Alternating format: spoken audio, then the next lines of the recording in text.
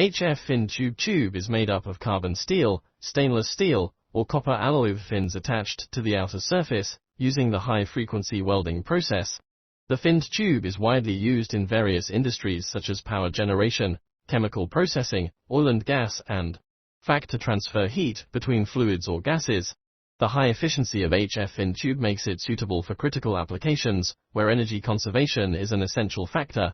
HF finned tube is also known as high-frequency welded spiral fin tube. High-frequency welded spiral fin tube is a tubular high-efficiency heat transfer element with spiral fins.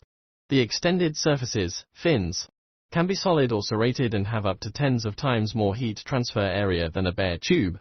HF finned tube is a spiral winding of steel fins, which is continuously welded on the steel pipe by high-frequency resistance welding, FR.